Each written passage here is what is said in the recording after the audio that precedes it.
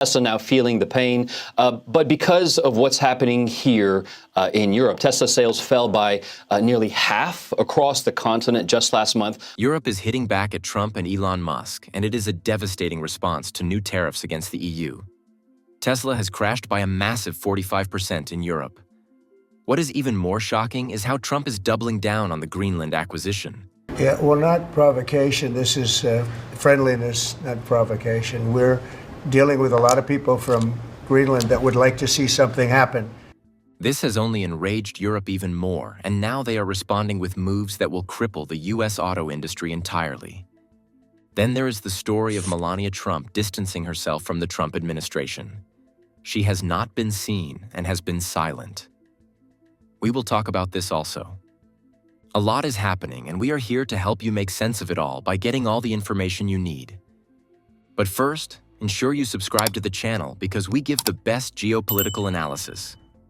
But as you mentioned in the introduction, things are much more complex now because these supply chains, a car is not just all made in one place anymore, it's bits from all over the place.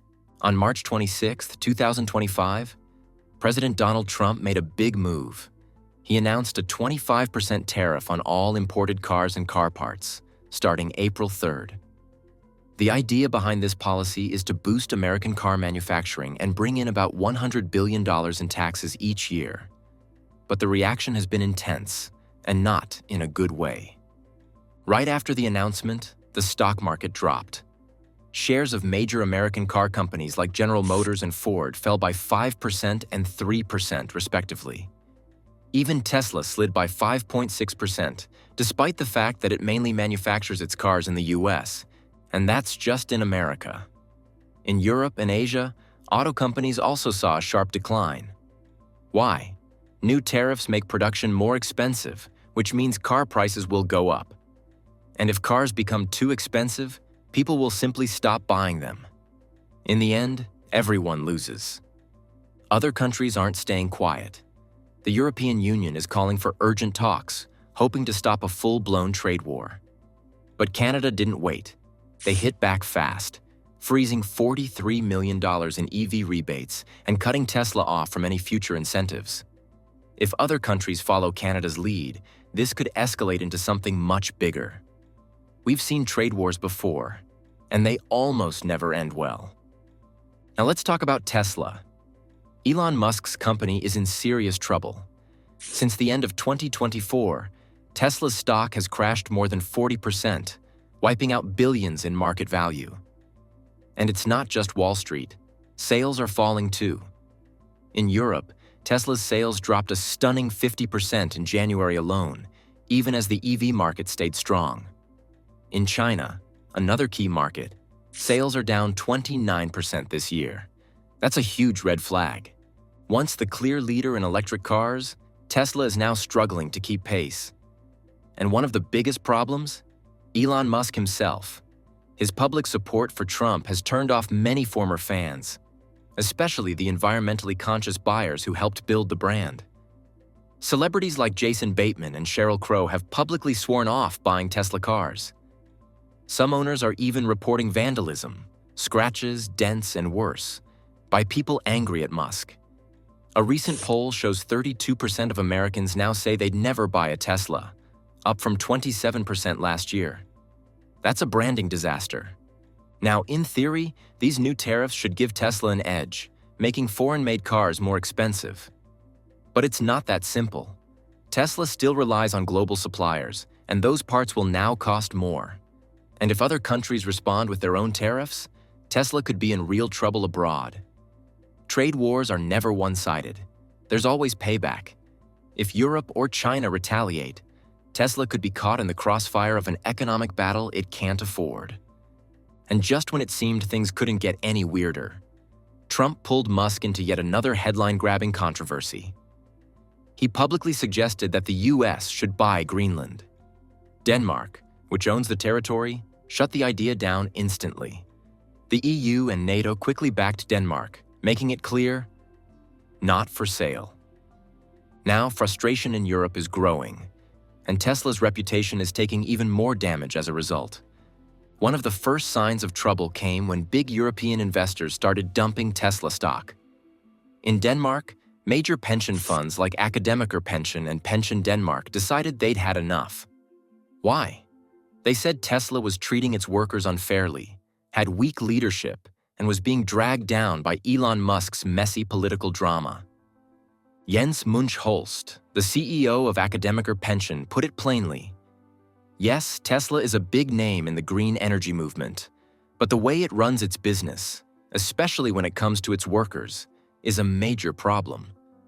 And if things aren't getting better, why keep investing? And it wasn't just Denmark. Investors in Sweden and Norway also started distancing themselves.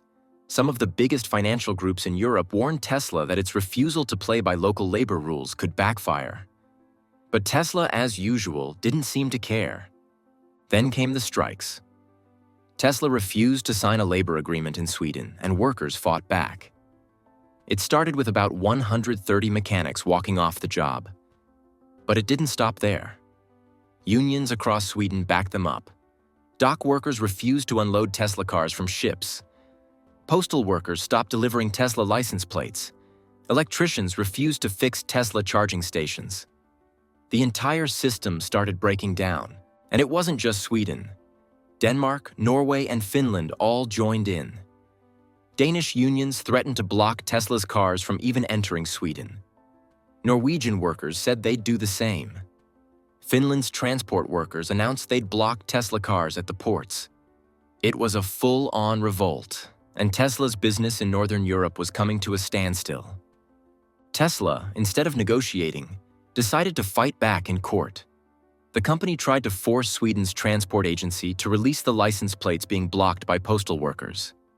But the court sided with the unions. Tesla was losing the legal battle too. All of this chaos had a serious impact on Tesla's finances.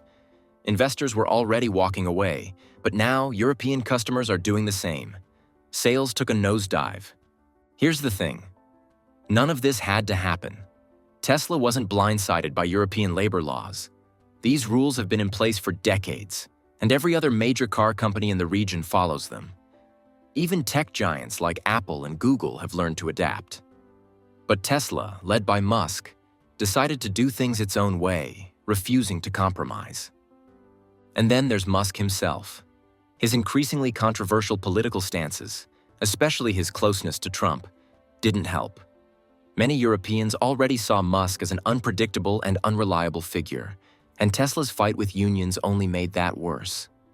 In early 2025, Germany's electric vehicle market was booming, growing by over 30%.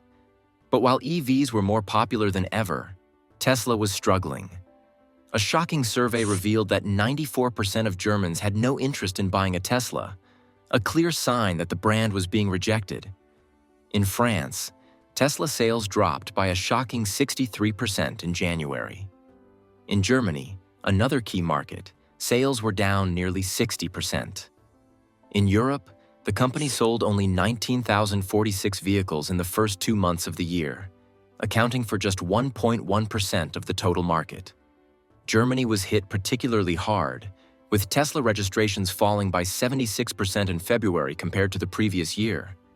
Customers were turning away, and even major German businesses like Rossmann and energy providers were distancing themselves from Tesla, choosing not to use its vehicles for their corporate fleets. While Tesla was struggling, something interesting was happening in Germany.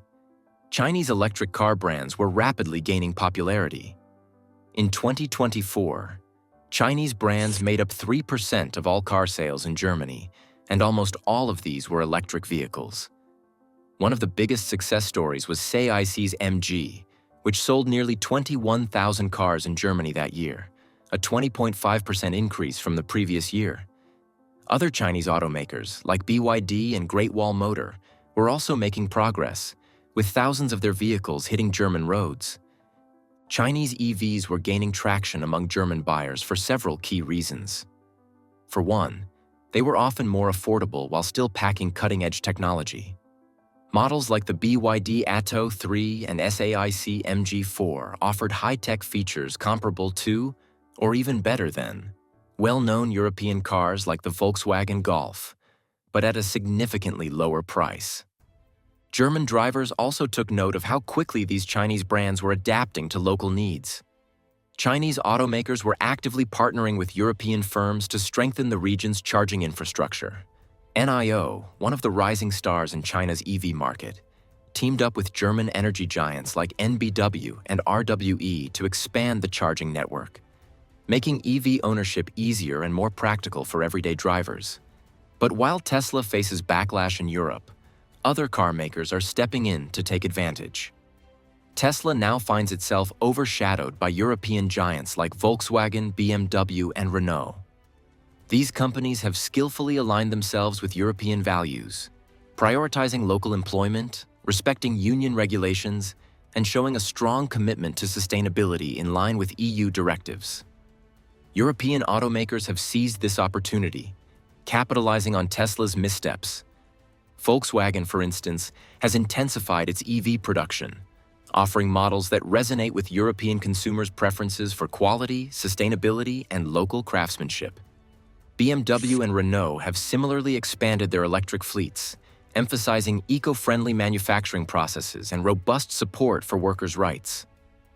This strategic alignment with regional values has not only endeared these brands to the European public, but has also translated into substantial market gains at Tesla's expense. There is no doubt that there is a shift and an identity crisis. This shift is evident in consumer behavior. For example, in Spain, Tesla owners have expressed regret over their purchases, citing discomfort with Musk's political affiliations. Some have even adorned their vehicles with stickers criticizing Musk, reflecting a broader disillusionment with the brand. Such sentiments have contributed to a drastic 44% decline in Tesla sales in Spain and 45% in Europe over 2 months, underscoring the profound impact of brand perception on consumer choices. The ramifications extend beyond individual consumers to corporate clients. In Germany, a significant number of fleet managers are reconsidering their procurement of Tesla vehicles. A survey by the Deutsche Automobil Treuhand, DAT, revealed that 35% of fleet managers are reevaluating their decisions regarding Tesla cars due to Musk's political activities. Furthermore, 8% reported that employees eligible for company cars are seeking to return their Teslas. This corporate apprehension signals a broader crisis of confidence in Tesla's brand integrity within the European market. For Tesla to reclaim its standing in Europe, a comprehensive recalibration is important. This entails not only addressing the public relations challenges stemming from Musk's brand, but also realigning corporate strategies to resonate with European values. Prioritizing local manufacturing, engaging constructively with labor unions, and demonstrating an authentic commitment to sustainability are critical steps. Moreover, Tesla must reinvigorate its product lineup to counteract brand fatigue, perhaps by introducing models tailored to European tastes and preferences. Now let's shift gears. What does this mean for US car brands overall? This is not just about Tesla or EVs. All major US car brands may face isolation from the world that would eventually lead to a collapse of the US auto industry. From cars, let's move to a more controversial question.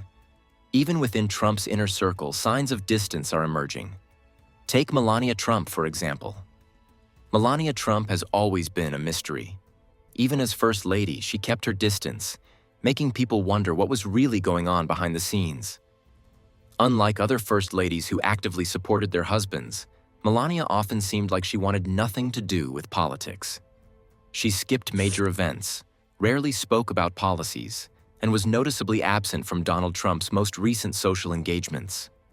This led to rumors that she wasn't happy in her role, or even in her marriage. One of the biggest rumors was that Melania didn't actually live with Trump while he was in the White House. Some reports claimed she stayed in New York for months after he became president, and even when she did move to Washington, she spent a lot of time away at Mar-a-Lago. Her absence at political events only made these rumors stronger. While past First Ladies stood proudly beside their husbands, Melania often seemed to avoid the spotlight. So what's the truth? Was Melania quietly opposed to Trump's politics? Or just never wanted to be First Lady in the first place? From global backlash to personal distancing, the message is clear. Trump's decisions are causing ripple effects far beyond policy. Tesla's brand crisis and the growing rejection of American auto influence in Europe are just symptoms of a bigger shift. If the US doesn't recalibrate, it risks losing not just markets, but long-term credibility on the world stage. So here's the question. Is the world finally turning the page on American dominance? Or is this just a temporary backlash? We're following the story closely and will bring you all the latest updates. Make sure you're subscribed so you don't miss a thing. Thanks for watching. See you in the next one.